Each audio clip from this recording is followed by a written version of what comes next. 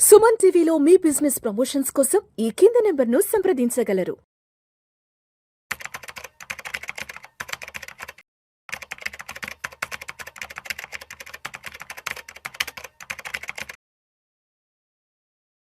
Sir నమస్తే sir.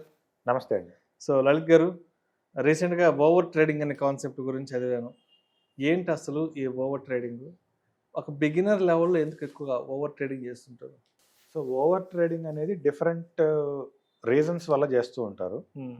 ఒకటేంటంటే ఒకసారి లాభం వచ్చింది అనుకోండి, మళ్ళీ ఇంకోసారి చేస్తే ఇంకో చిన్న లాభం వస్తుంది కదా, ఇంకోసారి చేస్తే ఇంకో చిన్న లాభం వస్తుంది కదా అనే పాయింట్ ఆఫ్ వ్యూలో చేస్తారు.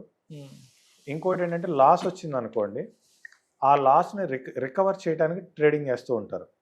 సో అరే మనం 1000 రూపాయలు పోగొట్టుకున్నాం, తిరిగి ఆ 1000 రూపాయలన్నా సంపాదించేద్దాం అనే ఆ పద్ధతిలో ఇంకా ఇంకా ఇంకా కిందకి వెళ్ళిపోతూ ఉంటారు. సో దాది ఇంకా చెప్పాలంటే రివెంజ్ ట్రేడింగ్ కూడా అవుతుంది. ఆ ఓవర్ ట్రేడింగ్ అనేది రివెంజ్ ట్రేడింగ్ కూడా దారితీస్తుంది. నా దగ్గర 5000 పోతుందా, నాకే 10,000 పోతుందా అని చెప్పేసి ఇంకా ఎక్కువ లాట్స్తో ఎక్కువ ట్రేడింగ్ రివెంజ్ ఇలా కూడా చేస్తూ ఉంటారు. తర్వాత కొంతమందికి ఏంటంటే ఆ మార్కెట్ టైమింగ్స్లో ఈ ట్రేడింగ్కి అలవాటు పడిపోయిన తర్వాత 9:15 దగ్గర నుంచి 3:30 మార్కెట్ క్లోజ్ అయ్యే వరకు కూడా ఏదో ఒక ట్రేడ్లో ఉండాలి. అదే ప్లస్ ఆర్ మైనస్ అనేది పక్కన పెడితే ట్రేడ్ బై సెల్ వేస్తూ ఉండాలి. ఆ మైండ్ వాళ్ళకి అలా క్రియేట్ అయిపోతుంది. ఇప్పుడు సిగరెట్ తాగేవాడికి ఎలా అయితే ఉంటుందో ఆ కొంతమంది మైండ్ సెట్ కూడా అలా క్రియేట్ అయిపోతూ ఉంటుంది. సో దానివల్ల కూడా కొంతమంది ఓవర్ ట్రేడింగ్ చేస్తూ ఉంటారు. సో ఇట్లా రకరకాల కారణాల చేత ఓవర్ ట్రేడింగ్ అనేది చేస్తూ ఉంటారు ట్రేడర్స్.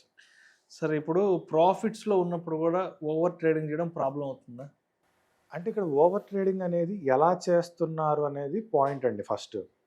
సో వాళ్ళు చేసే ఆ ట్రేడింగ్ అనేది ర్యాండమ్గా ఏదన్నా ఒక న్యూస్ చూసి లేదంటే ఏదన్నా లెవెల్స్ పెట్టేసి అలా చేసుకుంటున్నారా, లేదా పద్ధతిగా మార్కెట్ స్ట్రక్చర్ని బేస్ చేసుకొని చేస్తున్నారా అనే దాని మీద డిపెండ్ అయి ఉంటుంది. సో వాళ్ళకి టెక్నికల్ అనాలిసిస్ మీద బాగా గ్రిప్ ఉండి వాళ్ళు మార్కెట్ స్ట్రక్చర్ని ఫాలో అవుతూ ట్రేడింగ్ చేస్తూ ఉన్నారనుకోండి, అప్పుడు ఏంటంటే ఒక 2-3 సార్లు ట్రేడ్ ఎంటర్ అయినా ప్రాబ్లం రాదు వాళ్ళకి. ఎందుకంటే వాళ్ళకి తెలుసు రిస్క్ ఎక్కడ మేనేజ్ చేయాలి అనేది వాళ్ళకి తెలుసు. అలా కాకుండా రిస్క్ మేనేజ్ చేయటం తెలియకుండా ఇందాక ట్రేడ్లో లాభం వచ్చింది కదా, మళ్ళీ ట్రేడ్ వేస్తే లాభం వస్తుంది అనే విధానంలో ట్రేడ్ చేశారనుకోండి, అది తప్పే కదా. కనీసం ఇందాక ట్రేడ్ చేస్తే 1000 రూపాయలన్నా వచ్చింది, ఇప్పుడు మళ్ళీ ట్రేడ్ చేస్తే 1000 రూపాయలు వస్తుందా తెలియదు, పోయిద్దో తెలియదు. సో ఒక పద్ధతి ప్రకారం చేసే వాళ్ళకి ఏంటంటే రిస్క్ మేనేజ్మెంట్ అనేది వాళ్ళ చేతుల్లో ఉంటుంది కాబట్టి ఒకవేళ రిస్క్ వచ్చినా ఎక్కడ ఆపాలో తెలుస్తుంది. సో ఈ ఓవర్ ట్రేడింగ్ చేయడం వల్ల ఏమవుతుందంటే వాళ్ళకి రిస్క్ మేనేజ్మెంట్ తెలియదు. రిస్క్ మేనేజ్మెంట్ తెలియక ఫైనల్గా లాస్ అయిపోతారు. సో అందుకని ఏంటంటే చాలామంది ఇవాళ ఒక ట్రేడ్ చేసావా, లాభం వచ్చినా ఓకే ఆపేసి, నష్టం వచ్చినా ఆపేసి, లేదా రోజుకి 2 ట్రేడ్స్ లిమిట్ పెట్టుకో అని ఇలా సజెషన్స్ ఇస్తూ ఉంటారు. సో ఇప్పుడు ఓవర్ ట్రేడింగ్ వల్ల క్యాపిటల్ మీద ఏమన్నా ప్రభావం ఉంటుందా? జీరో అయిపోతుంది కదండి. ఖచ్చితంగా జీరో అయిపోతుంది. ఎందుకంటే ఓవర్ ట్రేడింగ్ అనేది ఇనిషియల్ స్టేజ్లో కాస్త పర్వాలేదు, కానీ రాను రాను అది రివెంజ్ ట్రేడింగ్ పక్కా అవుతుంది.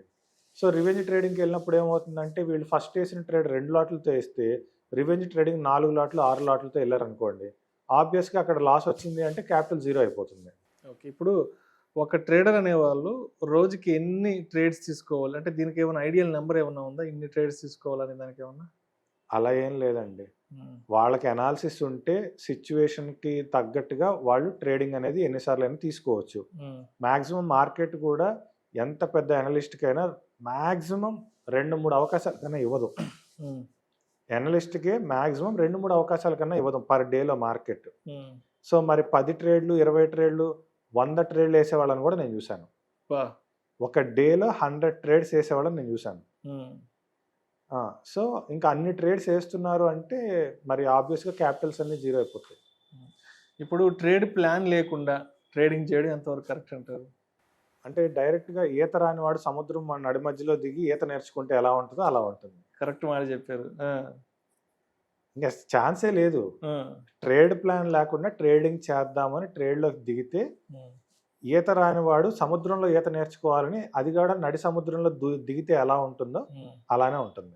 సో ఇప్పుడు ఒకరోజు లాస్ వచ్చినప్పుడు మరి ట్రేడ్ ఆపడానికి ఉన్న రూల్స్ ఏంటి? ఫస్ట్ ఆఫ్ ఆల్ మీరు ఇందాక చెప్పినట్టు ట్రేడ్ ప్లాన్ ఉండాలి కదా. సో లాస్ వచ్చినప్పుడు కూడా ఏంటంటే వాళ్ళకి రిస్క్ మేనేజ్మెంట్. ఇప్పుడు ఫర్ ఎగ్జాంపుల్ ఒక ₹1,00,000 క్యాపిటల్తో వచ్చారనుకోండి మార్కెట్లోకి. ₹1,00,000 క్యాపిటల్తో వచ్చి 2,000 నష్టపోయారంటే, ఓహో ఇవాళ 2% పోయింది, 5,000 పోతే 5% పోయింది, 10,000 పోతే 10% పోయింది. సో నా క్యాపిటల్లో నుంచి ఇంత పర్సెంట్ వెళ్ళిపోతుంది, సో నేను దీన్ని వాళ్ళకి ఇంతకన్నా చాలా ఆపాలి అనేది మనకు రావాలన్నమాట. సో ఆ మినిమం ఆ క్యాలిక్యులేషన్ కూడా, అరే నాకు క్యాపిటల్లో 5% పోయింది, నా క్యాపిటల్లో 10% పోయింది అన్న మినిమం అది ఆ సెన్స్ కూడా లేకుండా ట్రేడింగ్లు చేసుకుంటూ వెళ్ళిపోతే ఆబ్వియస్గా జీరో అయిపోతుంది. ఇప్పుడు ఓవర్ ట్రేడింగ్ అనేది అంటే ఎక్కువ బిగినర్ లెవెల్లో ఉండే వాళ్ళు చేస్తారా, లేదంటే బాగా ఎక్స్పీరియన్స్ ఉండి బాగా ప్రాఫిట్స్లో ఉండే ట్రేడర్స్ కూడా చేస్తారా? ప్రాఫిట్స్లో ఉండే ట్రేడర్స్ అసలు ప్రాఫిట్లో ఉన్నారు అంటేనే వాళ్ళు ఆల్రెడీ మార్కెట్ స్ట్రక్చర్ ఫాలో అవుతున్నట్టు లెక్క. వాళ్ళకి ఒక స్ట్రాటజీయో మార్కెట్ స్ట్రక్చర్ని ఫాలో అవడం ఏదో ఒక సెటప్ పెట్టుకుంటారు వాళ్ళు. అందుకే వాళ్ళు ప్రాఫిటబుల్ ట్రేడర్స్ అవుతారు. సో ఇక్కడ బిగినర్స్తో సంబంధం లేదు, బిగినరా ఎక్స్పీరియన్స్డ్ అనేది సంబంధం లేదు. ఎవరైతే ఒక సెటప్ ఫాలో అవ్వకుండా ట్రేడింగ్ చేస్తారో, 10 ఏళ్ళ నుంచి మార్కెట్లో ఉన్న, 15 ఏళ్ళ నుంచి మార్కెట్లో ఉన్న, వాళ్ళ క్యాపిటల్స్ జీరో అవుతూనే ఉంటే మళ్ళీ క్యాపిటల్ తెచ్చి పెడుతూనే ఉంటారు. అది కాకపోతే ఎవరు బయటికి చెప్పరు కదా. ఇప్పుడు ట్రేడింగ్లో ఒక డిసిప్లైన్ పాటించడానికి ప్రాక్టికల్ స్టెప్స్ ఏ ఉంటాయి ఒక డిసిప్లైన్ డెవలప్ చేసుకోవాలి అంటే? సింపుల్ లాజిక్ అండి. ఇప్పుడు డ్రైవింగ్ రాకుండా కార్ నడపాలంటే సింపుల్ స్టెప్స్ ఏమున్నాయి చెప్పండి? ఏం లేవు. డ్రైవింగ్ నేర్చుకోవాలి, అంతే కదా. ఫస్ట్ డ్రైవింగ్ నేర్చుకోవాలి.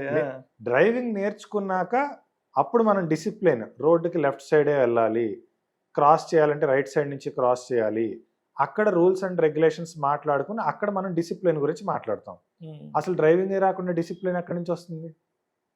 ఫస్ట్ డ్రైవింగ్ రావాలి కదా. ఓకే. సో అలానే ట్రేడింగ్లో కూడా ముందు అసలు మార్కెట్స్ ఎలా బిహేవ్ చేస్తాయి, మార్కెట్ స్ట్రక్చర్ ఏంటి, ఒక్కొక్క స్టాక్కి ఒక్కొక్క ఇండెక్స్కి ఒక్కొక్క టైప్ ఆఫ్ బిహేవియర్ ఉంటుంది. ఒక ఇండెక్స్కి వీక్లీ ఎక్స్పైరీ ఉంటుంది, ఒక ఇండెక్స్కి మంత్లీ ఎక్స్పైరీ ఉంటుంది. సో దానికి స్ట్రైక్ ప్రైస్ని ఎలా సెలెక్ట్ చేసుకోవాలి, దీనికి స్ట్రైక్ ప్రైస్ని ఎలా సెలెక్ట్ చేసుకోవాలి. సో ఇలా దేని బిహేవియర్ అనుకుంటుంది. ఆప్షన్స్కి స్ట్రైక్ ప్రైస్ ఎలా సెలెక్ట్ చేసుకోవాలి, options only monthly expiry. So ఇట్లా ఒక్కొక్క దానికి ఒక్కొక్క బిహేవియర్ ఉన్నప్పుడు మనం ఫస్ట్ మరి ఇవన్నీ నేర్చుకోకుండా డైరెక్ట్గా ట్రేడింగ్లోకి వచ్చి నాకు డిసిప్లిన్గా ట్రేడింగ్ చేయాలంటే ఎలా చేస్తారు? వాళ్ళు చేయలేరు కదా. ఓకే. సో ఇప్పుడు స్టాప్ లాస్ డిసిప్లిన్ అనేది ఓవర్ ట్రేడింగ్ ఎలా కంట్రోల్ చేస్తుంది? స్టాప్ లాస్ అనేది మన ట్రేడ్కి ఒక ఇన్సూరెన్స్ ప్రొడక్ట్ లాంటిదండి. ఏంటంటే ఇంకా ఎక్కువ మొత్తంలో లాస్ అవ్వకుండా ఆపగలిగేది stop loss. So stop loss లేకుండా మనం ట్రేడ్స్ అనేవి ఎగ్జిక్యూట్ చేస్తే ఆ లాస్ని ఎక్కడ ఆపాలి, ఎక్కడ కట్ చేయాలి అనేది తెలియదు మనకి. సో ఖచ్చితంగా ప్రతి ట్రేడరు ఆ ట్రేడింగ్లో స్టాప్ లాస్ అనేది కంపల్సరీ మెయింటైన్ చేయాల్సిందే.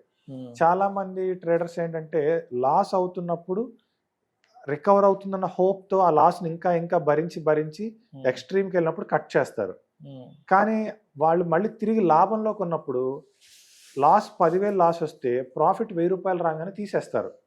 ఎందుకంటే ఇందాక 10,000 పోయింది కదా, ఆ 10,000 పోయిన తాలూకా భయం అనేది ఈ ₹1,000 దగ్గర వెంటాడుతూ ఉంటుంది.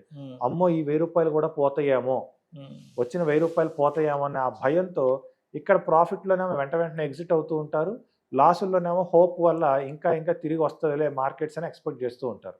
Right sir. Thank you sir, thank you so much. Over trading అంటే ఏంటి, అండ్ ఓవర్ ట్రేడింగ్ చేయడం వల్ల ఎటువంటి నష్టాలు ఉన్నాయి ఏంటి అన్న దాని గురించి చాలా చక్కగా తెలియజేశారు. థ్యాంక్ యూ సో మచ్ అండి. Thank you.